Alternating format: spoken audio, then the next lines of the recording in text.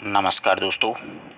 इस वीडियो में अपन लोग हैं वो चर्चा करेंगे कक्षा 11 अनिवार्य हिंदी आरोह का एक अगला अध्याय है शेखर जोशी जी के द्वारा लिखा गया गलता लोहा। तो सबसे पहले अपन क्या करेंगे, सबसे पहले अपन लेखक का परिचय देखेंगे, फिर पाठ का परिचय और उसके बाद में पाठ पढ़ेंगे। तो देखिएगा, शेखर जोशी जी का जन्म 1932 में अल्मोड़ा उत्तराखंड में हुआ था और देहांत वो 1991 में हुआ। अभी तक बहुत सी पुस्तकें हैं जिनमें इनका निधन या देहांत लिखा हुआ नहीं मिलता है। इन्होंने बहुत ही शानदार कहानियाँ लिखी, जैसे कोशिका का अटवार। अगर ये कहानी आप लोगों को पढ़ना है तो नेट जेआरएफ का एक फोल्डर बना रखा है मैंने चैनल पे, उस फोल्डर के माध्यम से आप ये कोशिका का अटवार कहानी पढ़ सकते हैं। बहुत बहुत प्रसिद्ध कहानी है। साथ के लोग, दांचू हलवा है, नौरंगी बीमार, ये इनकी कहानी संग्रह हैं। और कहानी संग्रह में एक कहानी जो संग्रह होता है उसी शीर्षक से एक कहानी भी जोड़ी जाती है। तो ये कोशिका का अटवार कहानी संग्रह भी है और इनकी कहानी भी है।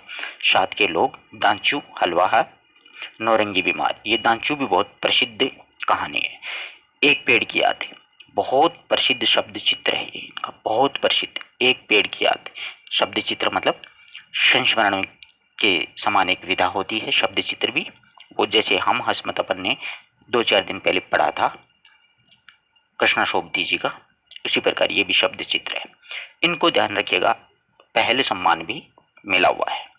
पिछली सदी का जो 6वां दशक था ना, जिसको नई कहानी आंदोलन के नाम से जाना जाता है, उस दशक में हिंदी कहानी के युगांतकारी समय था ये हिंदी कहानी के लिए। यानी एक युग का अंत हुआ था और नई नई विषयों पर नई नई कहानियां लिखी जाने लगी थी। एक साथ कई युवा कहानीकारों ने अब तक चली आती हुई जो कहानियां, उनके रंग ढंग से अलग तरह की कहानियां लिखनी शुरू कर दी और देखते ही देखते कहानी की विधा साहित्य जगत में के केंद्र में आ खड़ी हुई। यानी साहित्य जगत है उसके केंद्र में स्थान बना लिया कहानियों ने। इस पूरे उठान का नाम दिया गया था नई कहानी आंदोलन। ठीक है ना। नई कहानी आंदोलन के वृहत त्रयी में आपको बता दूं, राजेंद्र यादव, मोहन राकेश और कमलेश्वर का नाम अग्रणी माना जाता है। इस आंदोलन में के बीच में उभरी हुई जो प्रतिभाएं हैं, उनमें शेखर जोशी जी ने अपना स्थान है वो अन्यतम बना लिया है। उनकी कहानियां नई कहानी आंदोलन के प्रगतिशील पक्ष का प्रतिनिधित्व तो करती हैं और समाज का मेहनतकश और सुविधाहीन तबका उनकी कहानियों में जगह पा जाता है। मेहनतकश और सुविधाहीन जो तबका है वो इनकी कहानियों का मुख्य पात्र माने हैं या विषय बनाया है। निहायत सहज और आडंबर विहीन भाषा शैली में वे सामाजिक यथार्थ के बारीकी नुक्तों को पकड़ते और प्रस्तुत करते हैं और उनके रचना जो संसार है उससे गुजरते हुए समकालीन जनजीवन की बहुविधि विडंबनाओं का महसूस किया जा सकता है। ऐसा करने में उनकी प्रगतिशील जीवन दृष्टि और यथार्थ बोध का बड़ा योगदान रहा है। शेखर जोशी जी की कहानियां विभिन्न भारतीय भाषाओं के अतिरिक्त अंग्रेजी, पोलिशी और रूसी में भी अनुदित की गई हैं। यानी अनेक जो विदेशी भाषाएं हैं उनमें भी इनकी कहानियों को अनुदित किया गया है। इनकी प्रसिद्ध कहानी है दांचू। ध्यान रखना, बहुत प्रसिद्ध कहानी है। उसको चिल्ड्रन फिल्म सोसाइटी के द्वारा फिल्म का निर्माण भी किया गया। तो बहुत अच्छा प्रश्न बनता है यहाँ पर द्वितीय श्रेणी के दृष्टि से देखा जाए तो, कि शेखर जोशी जी की कौन सी कहानी है जिस पर चिल्ड्रन फिल्म सोसाइटी के माध्यम से फिल्म का निर्माण किया गया। तो दांचू कहानी। गलता लोहा बहुत ही प्यारी कहानी है। गलता लोहा शेखर जोशी जी की वह कहानी, प्रतिनिधि कहानी का एक नमूना है जो समाज में जातिगत विभाजन पर कई कोणों से टिप्पणी करने वाली यह कहानी इस बात का उदाहरण है कि शेखर जोशी के लेखन में अर्थ की गहराई का दिखावा और बड़बोलेपन का जितना ही कम है। यानी इनके लेखन में कोई गहराई का दिखावा नहीं है और ना ही फालतू की बातें लिखी है इन्होंने। वास्तविकता है, जबकि अर्थ गंभीर उतना ही अधिक है। वास्तविक अर्थ बहुत ही गंभीर है इनका। गलता लोहा कहानी पढ़ोगे तो आपको खुद ब खुद पता चल जाए कि वाकई ही ऐसा होता है समाज में। लेखक की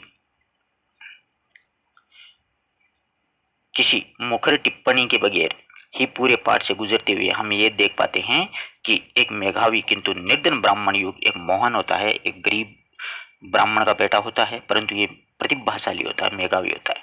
वो किस प्रकार से परिस्थितियों के चलते हुए उसके मनोदशा तक पहुंचता है, जहां उसके लिए एक जातीय अभिमान बेमानी हो जाता है। सामाजिक विधि निषेधों को ताक पर रख करके वह धन्नाराम एक लोहार के ऑफर पर बैठ जाता है, और बैठता ही नहीं है बल्कि उसके काम में उनकी कुशलता भी दिखाता है कि मैं भी ये काम कर सकता हूँ, एक ब्राह्मण होकर के लोहार का काम कर सकता हूँ। मोहन का व्यक्तित्व जातिगत आधार पर निर्मित झूठे भाईचारे की जगह मेहनत कश के सच्चे भाईचारे की प्रस्तावना करता हुआ प्रतीत होता है। यानी वो रियल में एक मतलब लोहार का काम कर सकता है, एक ब्राह्मण का होकर, ब्राह्मणों का लड़का होकर के भी मानो लोहा गल करके एक नया आकार ले रहा हो। जिस प्रकार से अपन कहानी पढ़ेंगे उस प्रकार से अपन को सारी कॉन्सेप्ट है वो क्लियर हो जाएगा। घबराने की कोई आवश्यकता नहीं है। आप अंत तक वीडियो के साथ बने रहिएगा, बिल्कुल आनंद के साथ एक एक शब्द का अर्थ समझते हुए पढ़ते हुए चलेंगे। तो देखिएगा, गलता लोहा। ठीक है, कहानी शुरू होती है, मोहन के पैर अनायासी शिल्पकार के टोले की ओर मुड़ जाते हैं। ये कहानी है ना, ध्यान रखिए, यहां से शुरू होती है परंतु बीच में ये क्या है कि फ्लैशबैक में जाएगी। ठीक है, अब देखिएगा, मोहन के पैर अनायास यूं ही शिल्पकार के टोले की ओर मुड़ गए। यानी शिल्पकार मतलब किसी कारीगर होता है, उसके टोले की ओर मुड़ जाते हैं।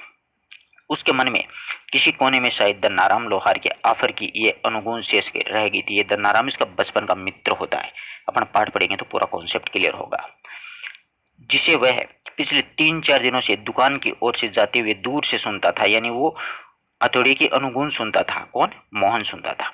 निहाई पर रखे हुए लाल गर्म लोहे पर पड़ती हथौड़े की थप थप आवाज, ठंडे लोहे पर लगी चोट से उठता ठनकता स्वर और निशान साधने से पहले खाली निगाह पर पड़ती हथौड़े की खनक, जिन्हें वह दूर से पहचान सकता था। यानी वो दूर से उनको जानता था। लंबे बेंट वाले हंसुए को लेकर के वह घर से इस उद्देश्य से निकला था। लंबे हंसुए वाले यानी एक हाशिया होता है ना, लंबा हाशिया वाला, उसको लेकर के वो घर से इस उद्देश्य से निकला था कि अपने खेतों के किनारे उगाई कोई कांटेदार झाड़ियों को काट करके छांट करके वो साफे करके आ जाएगा, ऐसा सोच करके मोहन निकला था। बूढ़े बंशीधर जी के बूते का अब ये सब काम नहीं रहा था। यानी बंशीधर इनके पिता है मोहन के, वो बूढ़े हो गए थे। यही काम है जन्म भर जिस पुरोहिताई के बूते पर उन्होंने घर संसार चलाया था। यानी पुरोहिताई करते थे, बेचारे ब्राह्मण आदमी थे, वह भी अब वैसे कहाँ रह पाते हैं। यजमान लोग उनकी निष्ठा और संयम के कारण ही उन पर श्रद्धा रखते हैं। यानी निष्ठावान आदमी थे, बेचारे अच्छे आदमी थे। लेकिन बुढ़ापे का जर्जर शरीर अब उतना कठिन श्रम और व्रत उपवास नहीं झेल सकता। यानी बूढ़ा हो जाता है तो आदमी परेशान हो जाता है थोड़ा सा। सुबह सुबह जैसे उससे सहारा पाने की नीयत से उन्होंने गहरा निश्वास लेकर के कहा था। सुबह सुबह ही मतलब बूढ़े जो इनके पिताजी हैं मोहन के, बंशीधर जी, उन्होंने मोहन से कहा था, आज गणनाथ जाकर के चंद्रदत्त जी के लिए रुद्र पाठ करना था। यानी गणनाथ जाकर के अब मुश्किल ही लग रहा है। 1-2 मील की सीधी चढ़ाई है, अब अपने बूते का नहीं है। एकाएक ना भी नहीं कहा जा सकता, यानी एकाएक मना भी नहीं कर सकते किसी को, और कुछ समझ नहीं आता। यानी मेरे कुछ समझ में नहीं आ रहा, अब गणनाथ जाकर के रुद्रदत्त जी के, वो चंद्रदत्त जी के रुद्रपीठ कैसे, रुद्र पाठ है वो कैसे करूं, वो उनको मतलब समझ में नहीं आ रहा था। ये मोहन को सुना करके कह रहे थे, वो बूढ़े हो गए थे। मोहन उनका आशय न समझता हो ऐसी कोई बात नहीं थी। पिता की तरह ऐसे अनुष्ठान कर पाना उसका कभी मतलब अभ्यास नहीं था, उसने ऐसा काम नहीं किया था। क्योंकि ये श्लोक वगैरह ये याद करने पड़ते हैं ना, मंत्र उच्चारण वगैरह, तो वो मोहन को ऐसा कोई अभ्यास नहीं था और न वैसी गति थी। पिता की बातें सुनकर भी वह उनका भार हल्का करने का कोई सुझाव नहीं दिया था। बेचारे को आ ही नहीं रहा था तो वो बताएगा कहाँ से। जैसे हवा में वह बात कह दी गई हो और वैसे अनुत्तरित रह गई। यानी उसका अनुत्तरित का मतलब उसका कोई उत्तर नहीं मिला था बंशीधर जी को। पिता का भार हल्का करने के लिए वह खेतों की ओर चला, लेकिन हंसुए की धार पर हाथ फेरते हुए उसे लगा कि वह पूरी तरह कुंद गया, मतलब वो रूंध गया है, अच्छे से गड्ढा नहीं कर पाएगा। धन्नाराम अपने बाएं हाथ में धोंकनी फूंकता हुआ दाएं हाथ से भट्टी को में गर्म लोहे को उलट पुलट कर रहा था, और मोहन भट्टी से दूर हट करके एक खाली कनिस्तर के ऊपर बैठा उसकी कारीगरी की बारीक निगाहों से देख रहा था कि ये किस प्रकार से इस लोहे को बनाएगा। अब आगे दोनों मित्रों की कहानियां शुरू होती हैं। अब ये कहानी सही ठीक से शुरू होगी। देखिए, मास्टर त्रिलोक सिंह तो अब गुजर गए होंगे। मोहन ने पूछा, किससे पूछा? अपने मित्र धन्नाराम से। तो यहाँ पर अच्छा प्रश्न बनता है कि किससे पूछा? तो धन्नाराम से। वे दोनों अब अपने बचपन की दुनिया में लौट आए। धन्नाराम की आंखों में एक नई चमक सी आ गई थी। वह बोला, माशाल्लाह क्या आदमी थे लला। लला किसको कह रहा है? ये लला है वो कह रहा है मोहन को, अभी पिछले ही साल गुजरे कि त्रिलोक सिंह जी मास्टर वो पिछले ही साल गुजरे। सच कहूँ आखिरी दम तक उनकी छड़ी का डर लगा ही रहता था। वो धनाराम वो मोहन को बता रहा है कि आखिरी समय तक मुझे तो डर लगा रहता था। दोनों हो करके हंसने लग गए बचपन की यादों में। कुछ क्षण के लिए वे दोनों एक जैसी किसी बीती हुई दुनिया में लौट आए थे, यानी उन दोनों में बचपना आ गया था। गोपाल सिंह की ये दुकान है जहां पर त्रिलोक सिंह जी हैं। वो हुक्के का आखिरी कस खींच करके त्रिलोक सिंह जी स्कूल की चारदीवारी में उतरते थे और थोड़ी देर तक वह धमां चौकड़ी मचाते हुए उठा पटक करते और बांस के पेड़ों की टहनियों पर झूलते बच्चों को जैसे सांप सूंघ गए। यानी यहाँ पर बांज एक कोई पेड़ होता है जिसमें बच्चे खेल रहे होते हैं, लेकिन जैसे ही ये त्रिलोक सिंह जी गुरुजी आते थे तो बच्चे वहीं के वहीं सहमे से रह जाते जैसे सांप सूंघ गया हो। और त्रिलोक सिंह जी के कड़े शोर में वो जैसे पूछते थे, प्रार्थना कर ली तुम लोगों ने? ऐसा गुरुजी पूछते हैं ना, ऐसे त्रिलोक सिंह जी पूछते थे, यह जानते हुए भी कि यदि प्रार्थना हो गई होती तो गोपाल सिंह की दुकान तक उसका संवेद स्वर पहुंचता ही। यानी प्रार्थना होती तो बच्चों का संवेद स्वर का मतलब एक साथ जो होता है ना, सहस्वर जिसको बोलते हैं, वो स्वर सभी बच्चों का एक साथ दुकान तक पहुंच जाता। त्रिलोक सिंह घूर घूर करके एक एक लड़के को देखते और फिर वही कड़कदार आवाज में मोहन से पूछा करते थे कि मोहन आया कि नहीं। यानी लड़कों से पूछते कि मोहन अभी तक आया कि नहीं आया, क्योंकि मोहन एक बहुत ही प्रतिभाशाली विद्यार्थी था। मोहन उनका चहेता शिष्य था, पुरोहित खानदान का कुशाग्र बुद्धि एक बालक, पढ़ने में नहीं गायन में बड़ा बेजोर था। त्रिलोक सिंह मास्टर ने उसे पूरे स्कूल का क्या बना दिया था, मॉनिटर बना रखा था। वही सुबह सुबह हे प्रभु आनंददाता ज्ञान हमको दीजिए का पहला स्वर उठा करके प्रार्थना शुरू करता था। ये प्रभु आनंददाता ज्ञान हमको दीजिए। मैं आपसे यहाँ पर अगर व्याख्या था कि आप लोग तैयारी कर रहे हो तो एक प्रश्न पूछना चाहूंगा, इस पंक्ति यानी इस प्रार्थना के लेखक कौन है? इस प्रार्थना को किसने लिखा? अगर व्याख्या था कि आप तैयारी कर रहे हो तो कमेंट बॉक्स में जरूर बताइए, मुझे बड़ी खुशी होगी कि आप अंदर तक जाकर के भी गहराई में भी पढ़ते हो, बहुत अच्छा लगेगा। हालांकि मैं तो आपको बता दूंगा, आप भी जरूर बताना यार, कोशिश करना बुक्स में ढूंढने की कोशिश करना, माथा फोड़ी करना, 4-4 घंटे 5 घंटे लग जाए, कहीं ना कहीं जरूर मिलेगा आपको। बहुत ही प्यारी प्रार्थना, आपको सभी को याद भी आ गई। हे प्रभु आनंददाता ज्ञान हमको दीजिए, शीघ्र हमारे दुर्गुणों को दूर हमसे कीजिए, सदाचारी हम बालक सदाचारी बने। ऐसे करके काफी अच्छी प्रार्थना थी ये, परीक्षा में सॉरी स्कूल में पढ़ा करते थे अपन, बोला करते थे उसको। हाँ, तो यहाँ पर वो प्रार्थना शुरू कौन करता था? प्रार्थना शुरू करता था मोहन। मोहन को लेकर के मास्टर त्रिलोक सिंह को बहुत बड़ी उम्मीद थी, यानी इंटेलिजेंट कोई होता है तो उसको लेकर के वास्तव में टीचर के मन में बहुत अच्छी उम्मीद होती है, बहुत अच्छे सपने होते हैं कि बड़ा आगे जाकर के बहुत अच्छे पद पे जाएगा। तो त्रिलोक सिंह जी को उम्मीद थी कक्षा में किसी छात्र को कोई सवाल न आने पर वही सवाल मोहन से पूछते और उनका अनुमान बिल्कुल सही निकलता, मोहन ठीक ठीक उत्तर देकर के उन्हें संतुष्ट कर देता, तब वे उस फिस्टी बालक को दंड देने का भार मोहन को ही देते थे। मोहन को ही कहते कि उनको तू ही सजा दे, अब देख पकड़ इसका कान और लगा इसको 10 उठक बैठक, वे आदेश दे देते थे। दन्नाराम भी उन अनेक छात्रों में से एक था जिसने त्रिलोक सिंह जो मास्टर हैं उनके आदेश पर अपने हमजोली यानी मोहन के हाथों कई बार बैंतें खाई थी। यानी मित्र था मोहन और ये दन्नाराम दोनों, या फिर कान खिंचवाए थे। मोहन के प्रति थोड़ी बहुत ईर्ष्या रहने पर भी दन्नाराम आरंभ से ही उनके प्रति स्नेह और आदर भाव रखता था। यानी थोड़ी बहुत हो जाती है बचपन में कि ये इसने कान खींचे, इसने उठक बैठक लगाई, परंतु दोस्ती दोस्ती रहती है। इसका एक कारण शायद ये था कि बचपन से ही मन में बैठा दी गई थी जातिगत हीनता के कारण। ये जातिगत हीनता ये बैठा दी थी दन्नाराम की, देखो क्या बैठाई। दन्नाराम ने कभी मोहन को अपना प्रतिद्वंदी नहीं समझा था। क्यों? कि इस दन्नाराम के दिलो दिमाग में यही बैठा दिया कि तू पढ़ नहीं सकता। वह उसे मोहन का अधिकार समझता था कि मुझे बैंत मारना, उठक बैठक निकलवाना, कान खींचना, ये इनको मतलब अधिकार है मोहन को दन्नाराम से ये करवाना। बीच बीच में त्रिलोक सिंह मास्टर का ये कहना कि मोहन एक दिन बहुत बड़ा आदमी बन करके स्कूल और उसके अपना नाम ऊंचा करेगा, दन्नाराम के लिए किसी और तरह की सोचने की गुंजाइश ही नहीं रखता था। इन दन्नाराम बेचारा नहीं सोचता, पीछे पीछे की बेंच पर बैठता था आराम से। और दन्नाराम वह गांव के दूसरे खेतिहर मजदूर परिवार के लड़कों की तरह है, किसी प्रकार तीसरे दर्जे तक स्कूल का मुंह देख पाया था, यानी तीसरी कक्षा तक पढ़ा था। यहाँ पर पूछा जा सकता है प्रश्न कि दन्नाराम कौन सी कक्षा तक पढ़ा था, तो तीसरे दर्जे तक। त्रिलोक सिंह मास्टर कभी कभार ही उस पर विशेष ध्यान देते थे। एक दिन अचानक ही उससे पूछा, धनवा तेरा का पहाड़ा सुना। ऐसे ही पूछ लिया कि धनवा तेरा का पहाड़ा सुना। अब देखो 12 तक तो कैसे जैसे करके पहाड़े धनाराम ने याद कर लिया था, लेकिन 13 का पहाड़ा उसके लिए पहाड़ हो गया था। 13 का पहाड़ा क्या हो गया था? पहाड़ बन गया बेचारे को, 13 का पहाड़ा नहीं आया।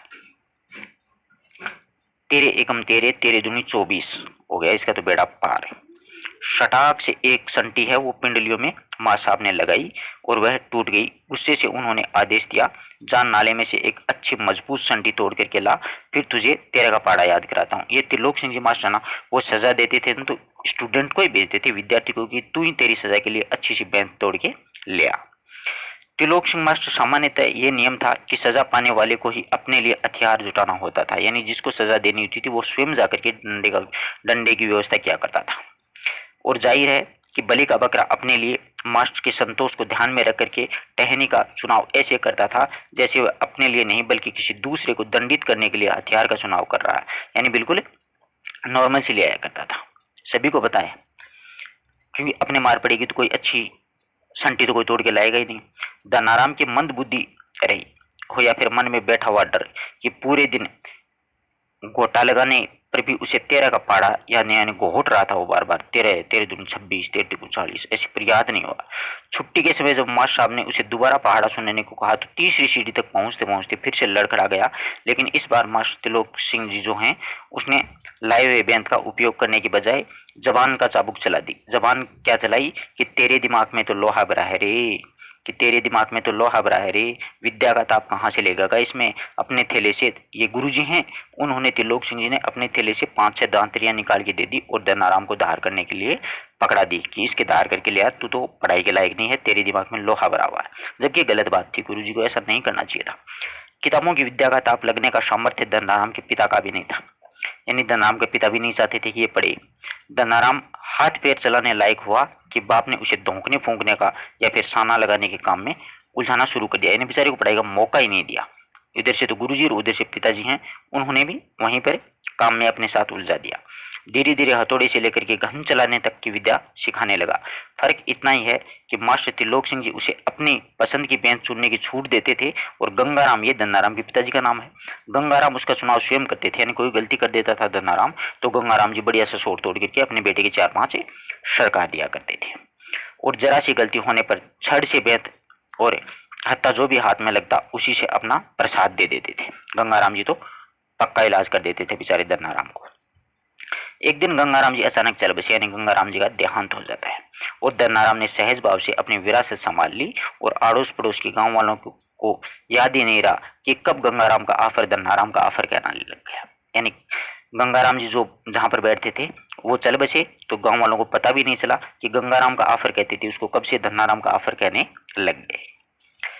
प्राइमरी स्कूल की सीमा लांघते ही जो मोहन है वो छात्रवृत्ति प्राप्त करके त्रिलोक सिंह जी मास्टर की भविष्यवाणी को किस हद तक सिद्ध कर दिया था, यानी काफी हद तक सिद्ध कर दिया। तो साधारण हैसियत वाले यजमानों की पुरोहिताई करने वाले बंशीधर जो तिवारी थे इनके पिताजी मोहन के, उनका हौसला बढ़ गया और वे अपने पुत्र को पढ़ा लिखा करके बड़ा आदमी बनाने का स्वप्न देखने लगे। ऐसा हर एक माता पिता का सपना होता है कि अपना बच्चा या बेटा शिक्षा में इंटेलिजेंट है, पढ़ाई में होशियार है, तो क्यों न इसको आगे बढ़ाए। पीढ़ियों से चले आ रही पैतृक धंधा क्या था, इनका पुरोहिताई करना पैतृक धंधा था। पैतृक धंधे से उसे उन्हें निराश कर दिया था। दान दक्षिणा के बूते पर वे किसी तरह परिवार का आधा पेट ही पाल पाते थे, यानी बहुत मुश्किल हो गया था परिवार चलाना। मोहन पढ़ लिख करके वंश की दरिद्रता यानी गरीबी मिटा दे, ये इनकी हार्दिक इच्छा थी। ये हर एक माँ बाप की हार्दिक इच्छा होती है कि अपना बेटा पढ़े लिखे तो अपने भी थोड़ा सुकून की जिंदगी जिए। तो जो भी विद्यार्थी वीडियो सुन रहे हैं तो थोड़ा सा गौर करना यार। लेकिन अच्छा होने पर भी सब कुछ नहीं हो पाता, यानी अच्छा सोचने से, अच्छा लगने या सॉरी इच्छा होने पर, इच्छा तो सबकी होती है ना, परंतु उसके लिए मेहनत, उसके लिए ठीक अवसर, उसकी भी बहुत ज़रूरी होती है। यानी इच्छा होने पर सब कुछ ठीक नहीं हो पाता है। आगे की पढ़ाई के लिए जो स्कूल था वह गांव से 4 मील दूरी पर था। यहाँ पर पूछा जा सकता है कि आगे की पढ़ाई के लिए स्कूल कहाँ पर था, तो 4 मील दूरी पर। 2 मील की तो देखो चढ़ाई थी। इसके अलावा बरसात के मौसम में रास्ते में एक क्या पड़ती थी, नदी थी। तो यहाँ पर पूछा जा सकता है कितने मील की चढ़ाई थी, तो 2 मील की। और बरसात के मौसम में जो नदी की समस्या अलग थी। बंशीधर ने हिम्मत नहीं हारी अपने लड़के के लिए और लड़के का नाम स्कूल में लिखवा दिया। ये होता है पिता। बालक मोहन लंबा रास्ता तय करके स्कूल जाता और छुट्टी के बाद थका मांदा घर लौटता। पिता पुराणों की कथाओं से विद्या वेशनी यानी विद्या में डूबे, जो विद्या वेशनी उसको बोलते हैं जो मतलब विद्या में डूबे रहते हैं। तो विद्यावेश ने बालकों का उदाहरण देकर के उसको उत्साहित करने की कोशिश करते कि देख ऐसे ऐसे लोग इतनी इतनी कठिन परिस्थितियों में लोग पढ़े हैं और यहाँ तक भी बन गए हैं, जैसे ऋषि मुनियों के उदाहरण दिया करते थे और उसे उत्साहित करते रहते थे। वर्षा के दिनों में नदी पार करने की कठिनाई को देखते हुए बंशीधर ने क्या किया कि नदी पार एक गांव के यजमान के घर में मोहन का डेरा तय कर दिया कि भैया इसको बरसात के समय में तुम तुम्हारे पास रख लिया करो। घर के अन्य बच्चों की तरह मोहन खा पी करके स्कूल जाता, छुट्टी में नदी पार करके गांव लौट आता, यानी छुट्टी होती ना उस दिन आता था। संयोग की बात यह है कि एक बार छुट्टी के पहले दिन जब नदी का पानी उतार पर ही था और मोहन कुछ गशियारों यानी घास काटने वाले होते हैं उनके साथ नदी पार करके घर आ ही रहा था कि पहाड़ की दूसरी ओर भयंकर बारिश शुरू हो गई थी। क्या होगी? बारिश शुरू होने के कारण अचानक नदी का पानी बढ़ गया। पहले नदी की धारा में झाड़ झंखाड़ और पात पतेल आना शुरू हो गए थे। अनुभवी गशियारों ने तेजी से पानी को काट करके आगे बढ़ने की कोशिश की, लेकिन किनारे पर पहुंचते पहुंचते मटमेला पानी का रेला है उन तक पहुंच गया। वे लोग किसी प्रकार से सकुशल उस पार पहुंचने में सफल हो सके और इस घटना के बाद में बंशीधर घबरा गए और बच्चे के भविष्य के लिए बहुत ज्यादा चिंतित हो गए कि अब बेटे को पढ़ाऊं तो कहाँ पढ़ाऊं, नदी की तो बहुत बड़ी समस्या आ गई। अब देखो एक कहानी में एक नया मोड़ आता है। बिरादरी का एक संपन्न परिवार था जिसका युवक था एक रमेश। उन दिनों लखनऊ से छुट्टियों में वो गांव आया हुआ था। तो यहाँ पर पूछा जा सकता है कि रमेश कहाँ रहता था, तो लखनऊ। वो छुट्टियों में गांव आया हुआ था। बातों ही बातों में बंशीधर जो मोहन के पिताजी थे उन्होंने मोहन की पढ़ाई का संबंध में उससे अपनी चिंता प्रकट की और उसने न केवल अपनी सहानुभूति जताई बल्कि उन्हें सुझाव दिया कि वह मोहन को उसके साथ लखनऊ भेज दें। घर में कोई चार प्राणी हैं तो एक बढ़ जाने से कोई अंतर नहीं पड़ता है, बल्कि बड़े शहर में रहकर के वह अच्छी तरह से पढ़ लिख सकेगा। यानी चिकनी चुपड़ी बातें करके बहला फुसला करके वो मोहन को ले जाता है और वहां पर कोई पढ़ाई वढ़ाई नहीं करवाता है। कॉन्सेप्ट कहानी का आगे क्लियर होगा, जैसे जैसे पढ़ेंगे ना तब आनंद आएगा, पहले ही बता देंगे तो कोई मजे वाली बात नहीं है। बंशीधर को जैसे रमेश का रूप साक्षात भगवान मिला था, क्योंकि अपने को मजबूरी में कोई थोड़ा सा साथ दे ना दे, साथ देने वाली बात भी कर देना तो बहुत अच्छा लगता है। साथ तो कोई नहीं देता आजकल, सच्चाई तो ये। तो रमेश है ना, रमेश में भगवान नजर आ रहा था बंशीधर जी को। उनकी आंखों में पानी छलछलाने लगा, खुशी के आंसू। गले भरे गले से वे केवल इतना ही कह पाई कि बिरादरी का इतना यही तो सहारा होता है, कि बिरादरी के लोगों का यही तो सहारा है कि गरीब लोगों की सहायता करते हैं, जबकि सहायता नहीं शोषण करते हैं। सीधी सी भाषा की बात तो ये है। छुट्टियां शेष होने पर रमेश वापिस लौटा तो माँ बाप और अपने गांव की दुनिया से बिछुड़ करके सहमा सहमा मोहन भी उसके साथ लखनऊ आ पहुंचा। रमेश के साथ में क्या हुआ, लखनऊ आ गया बेचारा मोहन। अब मोहन की जिंदगी का एक नया अध्याय शुरू होता है। घर की दोनों महिलाएं जिन्हें वह चाची और भाभी कह करके पुकारा करता था, उसका हाथ बटाने के अलावा धीरे धीरे मोहल्ले की सारी चाचियों भाभीियों के कामकाज में वो हाथ बटाने लगे। ऐसा ही होता है, ध्यान रखना। आप भी देख लेना, आपके अड़ोस पड़ोस में भी ऐसे प्राणी मिलते हैं जो क्या है कि किसी को ले तो आते हैं पर लाने के बाद में उस इंसान के साथ मतलब सिर्फ और सिर्फ उसका शोषण करते हैं, उससे काम करवाते हैं। वो काम ऐसे ये प्यार से बहुत बोलती हैं, मोहन थोड़ा सा दही ला दे, मोहन जरा कपड़े धोबी को दिया, मोहन 1 किलो आलू ले आ। अब ये सारे काम मोहन करेगा तो मोहन पढ़ेगा कब? प्यार से, बस ऊपर से दिखावे में प्यार है, अंदर दिल में उनके बिल्कुल जगह नहीं है मोहन के लिए। और ऐसे प्राणी आपके इर्द गिर्द आपको भी मिल जाएंगे। अगर मिले हो तो कमेंट जरूर करना कि हाँ हमारे पड़ोस में भी ऐसा होता है। सभी के होता है, नॉर्मल सी बात है। अब देखो ये जो बिरादरी वाला है ना रमेश, औसत दफ्तरी बड़े बाबू की हैसियत से ये रमेश है, वो मोहन को अपना बिरादरी का या भाई नहीं बताता है। मोहन को रमेश है वो भाई है, और बिरादरी बताना उसके सम्मान के विरुद्ध जान पड़ता है, क्योंकि मैं तो बाबू की नौकरी कर रहा हूँ। उसे घरेलू नौकर से अधिक हैसियत वह नहीं देता था। इस बात को मोहन बिल्कुल समझने लग गया था, यानी समझने तो लग गया, परंतु बेचारा कर कुछ नहीं सकता था मोहन। थोड़ी बहुत हीला हलवी करने के बाद रमेश ने निकट के एक साधारण से स्कूल में उसका दाखिला करवा दिया। मजबूरी होगी न तो रमेश की।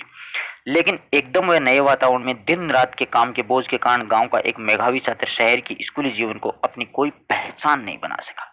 वो बेचारा पूरे दिन काम करता था और फिर साधारण से स्कूल में जाता तो पहचान कैसे बन पाती।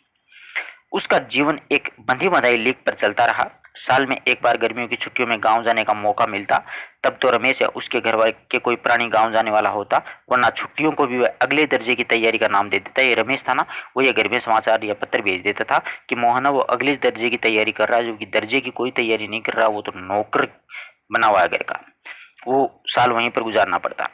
अगले ही दर्जे की तैयारी तो एक बहाना भर थी। सवाल रमेश और उसकी गृहस्थी की सुविधाओं और असुविधाओं का था। आई है ना बात पते की। मोहन ने परिस्थितियों से समझौता कर लिया क्योंकि और कोई चारा भी नहीं था, बेचारा जा भी कहाँ सकता था। घर वालों को अपनी वास्तविक स्थिति बतलाकर वह दुखी नहीं करना चाहता था। बंशीधर अपने उसके सुनहरे भविष्य के सपने देख रहे थे, क्योंकि पिताजी को तो पता ही नहीं था ना हो क्या रहा है उसके साथ में। 8वीं कक्षा की पढ़ाई समाप्त होने के बाद में मोहन गांव आया हुआ था। तब वह लौट करके लखनऊ पहुंचा तो उसे अनुभव किया कि रमेश के परिवार के सभी लोग उसे आगे की पढ़ाई के पक्ष में नहीं थे, क्योंकि वो 10वीं पास कर लेता तो नौकरी लग जाता। बात घूम फिर कर जिस ओर से उठती उसी मुद्दे पर आकर के जरूर खत्म भी हो जाती। हजारों लाखों MA BA BSc के हुए मारे मारे फिर रहे हैं। ये ऐसी बात करते हैं ना जो नहीं पढ़ाना चाहते, कि बहुत से लाखों लोग हैं जो BA MA किए हुए घूमते हुए फिर रहे हैं। ऐसी पढ़ाई से अच्छा तो है आदमी कोई हाथ का काम सीख ले। रमेश ने अपने किसी परिचित के प्रभाव से उसे एक तकनीकी स्कूल में भर्ती करा दिया था। मोहन की दिन भर की कोई विशेष अंतर नहीं आया। तकनीकी स्कूल मतलब एक ITI करवा दी, सीधी सी भाषा की बात यह है। वह पहले की तरह स्कूल और घरेलू काम में वैसे ही व्यस्त रहता। धीरे धीरे 1.5-2 वर्ष का समय और बीत गया। मोहन अपने पैरों पर खड़ा होने के लिए कारखानों और फैक्ट्रियों के चक्कर काटने लग गया, क्योंकि ITI करने के बाद में तो यही ऑप्शन बचता है। बंशीधर से जब कोई उसे मोहन के विषय में पूछता तो उत्साह के साथ में उसकी पढ़ाई की बाबत बताने लगते और मन ही मन में विश्वास रहता कि वह एक दिन बहुत बड़ा अफसर बन करके लौटेगा। लेकिन जब उन्हें वास्तविकता का ज्ञान हुआ तो न सिर्फ उन्हें गहरा दुख हुआ, बल्कि लोगों को अपने स्वप्न भन की जानकारी देने का साहस भी नहीं जुटा सके। यानी सच्चाई नहीं बता सकता है फिर आदमी, बहुत बुरी हुई विचारों में। ऐसा हालांकि करना नहीं चाहिए, या तो करो तो थोड़ी बहुत सहायता कर दो, और ऐसे धोखे में रखने से तो कोई मतलब वाली बात नहीं है। अब दन्नाराम ने एक दिन उनसे मतलब बंशीधर से मोहन के पिताजी से पूछता है कि घास का एक तिनका तोड़ करके दांत खोदते हुए उन्होंने बताया, मतलब मोहन के पिताजी ने बताया कि सेक्रेटरी में नियुक्ति हो गई है, शीघ्र ही विभागीय परीक्षा देकर के बड़े पद पर पहुंच जाएगा। दन्नाराम को त्रिलोक सिंह मास्टर की भविष्यवाणी पर पूरा यकीन था। ऐसा तो होना ही था। उसने सोचा, दांतों के बीच में तिनका दबा करके असत्य भाषण का दोष न लगने का संतोष लेकर के बंशीधर जी हैं वो चुपचाप आगे निकल गए। इन दन्नाराम को ज्यादा जवाब ही नहीं दिया। दन्नाराम के शब्द, मोहन लला बचपन से ही बड़े बुद्धिमान थे, उन्हें बहुत देर तक कचोरते रहे। वह यानी मन ही मन में दुखी होते रहे, और दन्नाराम में बेचारा उसको रियलिटी का पता ही नहीं था। त्रिलोक सिंह मास्टर की बातों के साथ साथ बचपन से लेकर के अब तक के जीवन के कई प्रसंग पर मोहन और दन्नाराम बातें करते रहे। दन्नाराम ने मोहन के हंसुए के फाल को बेंच से निकाल करके भुट्टी में तपाया और मन लगा करके उसकी धार गढ़ दी। गर्म लोहे को हवा में ठंडा होने से काफी समय लग गया था। दन्नाराम ने उसे वापस बेंच पहना करके मोहन को लौटाते हुए जैसे अपनी भूल चूक के लिए माफी मांगी, यानी वापस लौटा दिया कि आपकी इसको धार कर दिया। बेचारे पंडित जी को तो फुर्सत ही नहीं रहती है, लेकिन किसी के साथ भिजवा देते तो मैं तत्काल उसे बना देता, ऐसा दन्नाराम मोहन को कहने लग गया। मोहन ने उत्तर में कुछ नहीं कहा, लेकिन हंसुए को हाथ में लेकर के वह फिर वहीं पर बैठ गया, जैसे उसे वापस जाने की कोई जल्दी नहीं हुई। यानी बेचारा परेशान था, वहीं पर वापस बैठ गया दोस्त के पास में। सामान्य तौर पर देखा जाए तो ब्राह्मण टोले के लोगों का शिल्पकार टोले में उठना बैठना नहीं होता है, क्योंकि ब्राह्मण होता है एक ऊंची बिरादरी के लोग समझे जाते हैं और लोहार नीचे। इस प्रकार से किसी का कामकाज के सिलसिले में यदि शिल्पकार टोले में आना भी पड़ा तो खड़े खड़े बातचीत निपटा लेती है, और ब्राह्मण टोले के लोगों को बैठने के लिए कहना भी उनके मर्यादा के विरुद्ध समझा जाता था। पिछले कुछ वर्षों से शहर में जा रहने के बावजूद मोहन की इन सभी मान्यताओं से क्या हो गया, परिचय हो गया कि शहर में कोई ऊंच नीच कुछ भी नहीं होता है, ऐसा संभव नहीं है। दन्नाराम मन ही मन में उसके व्यवहार से असमंजस्य में पड़ा हुआ था कि भाई मोहन ऐसा व्यवहार क्यों कर रहा है, मेरे पास में आकर के बैठ गया। लेकिन प्रकट में उसने कुछ नहीं कहा, अपना काम करता रहा। दन्नाराम लोहे की एक मोटी छड़ को भट्टी में गला करके जब दन्नाराम गलोई में मोड़ने की कोशिश कर रहा था, एक हाथ से संडसी में पकड़ करके वह दूसरे हाथ से, संडसी जानते हो ना, संडासी होती है उसको, और लोहे दूसरे हाथ से हथौड़ी की चोट मारता। निहाई पर ठीक चोट पर न फंसने के कारण लोहा उचित ढंग से मुड़ नहीं रहा था, यानी ठीक ठीक चोट नहीं पड़ रही थी। मोहन कुछ देखते तो उस काम को देखता रहा। फिर जैसे ही उसको अपना संकोच त्याग करके उसने दूसरी पकड़ से लोहे को स्थिर कर लिया, और दन्नाराम के हाथ में हथौड़ा लेकर के नपुतली चोटें हैं वो खुद मारने लगा, क्योंकि खुद ने भी तो ITI की थी, वो भी फीडर से की होगी, है ना, ट्रेड जो होती है ना, फीडर इलेक्ट्रिशियन, ऐसे तो फीडर में लोहे का काम ही होता है। चोट मारते हुए अभ्यस्त हाथों में से धोंकनी फूंक करके लोहे को दोबारा भट्टी में गर्म करते करते और फिर निहाई पर रख करके उसे ठोकते पीटते सुगढ़ लोहे का रूप दे डाला, यानी अच्छा भला लोहे का आकार बना दिया। मोहन का यह हस्तक्षेप इतनी फुर्ती और आकस्मिक ढंग से हुआ था कि धन्नाराम को चूक का मौका ही नहीं मिला। वह अवाक मोहन की ओर देखता रहा। उसे मोहन के कारीगर पर इतना आश्चर्य न हुआ जितना पुरोहिताई खानदान के एक युवक का इस प्रकार के काम करने में हुआ था। यानी उसको बहुत हुआ कि एक पुरोहित होकर के लोहे का काम कर रहा है। उसकी भट्टी पर बैठ करके हाथ डालने पर हुआ, पर वह संकित दृष्टि से इधर उधर देखने लगा कि इसको कोई किसी ने देख तो नहीं लिया। धननाम की संकोच, असमंजस्य और धर्म संकट की स्थिति में उदासीन जो मोहन के संतुष्ट भाव से अपने लोहे के छल्ले की त्रुटिहीन गोलाई को जांच रहा था, और उसने धन्नाराम की ओर से अपनी कारीगरी की स्वीकृति पाने की मुद्रा में देखा, और उसके आंखों में क्या हुआ, उसकी आंखों में एक सर्जक की चमक थी, और जिसमें न स्पर्धा थी न ही किसी प्रकार की कोई हार जीत का भाव था। इस प्रकार से गलता लोहा है, शेखर जोशी ने यह बताने की कोशिश की है कि पुरोहिताई है वो ढल गई और वो क्या कर लिया, रियल में एक मतलब ब्राह्मण होकर के लोहे का काम करने लग गया है। तो इसमें यथार्थ गंभीरता है ना, वो दिखाई गई है पूरी कहानी में। आशा करता हूँ कि अच्छी तरीके से कहानी समझ में आई होगी। कोई डाउट अगर हो तो आप लोग कमेंट कर सकते हो, अपने मित्रों तक जरूर शेयर करें दोस्तों। धन्यवाद। ये देख लो धन्नाराम और ये मोहन है।